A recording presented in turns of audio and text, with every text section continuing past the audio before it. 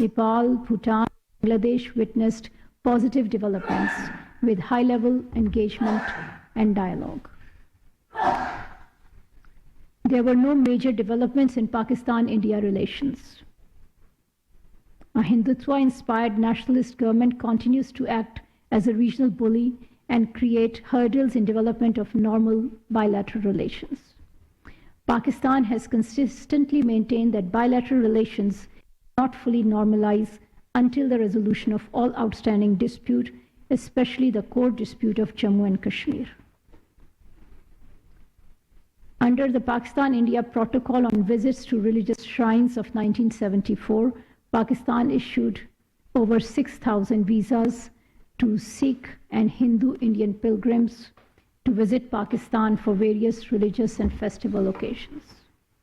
Pakistan also released 486 Indian prisoners this year, of which 380 were civilians and rest were fishermen. India continued to use its military might to suppress the people of IIOJK. Throughout the year, Pakistan raised its voice for the people of Kashmir at all relevant bilateral and regional forums. Also categorically rejected the Indian Supreme Court's judgment on the status of Jammu and Kashmir. The Foreign Minister of Pakistan wrote letters to the leadership of the United Nations, OIC, and the EU, inviting their attention to different developments in IIOJK, including the latest illegal decision of the Indian Supreme Court.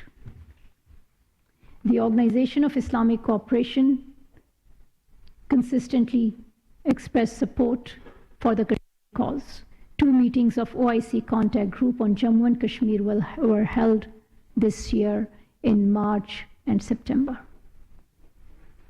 OIC Secretary General Special Envoy on Jammu and Kashmir and a delegation of British parliamentarians visited Azad Jammu and Kashmir to obtain first-hand information of the situation on ground.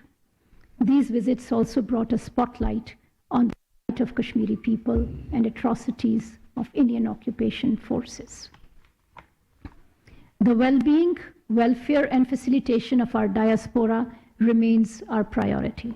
Our missions abroad continue to facilitate overseas Pakistanis and provide relief and assistance to those in distress. In 2023, several measures were taken to move towards information for effective and responsive service delivery for overseas Pakistanis. In February, online attestation of power of attorney for overseas Pakistani was launched globally in all Pakistani missions abroad. In March, Pakistan ratified the Apostille Convention. The government of Pakistan has started accepting apostille documents issued by contracting parties to the convention. Pakistan's embassy in Khartoum, supported by our missions in Jeddah and Cairo, safely evacuated 1,500 Pakistanis in May and June 2023. Similarly, 68 Pakistani residents were safely evacuated from Niger in July 2023. Our relevant missions also coordinated with the local authorities in Italy, Greece, and Libya to rescue Pakistanis aboard capsized migrant boats and to repatriate dead bodies. The Ministry of Foreign Affairs and Pakistani missions abroad will continue to promote Pakistan's external relations and protect its interests at the global level. Thank you.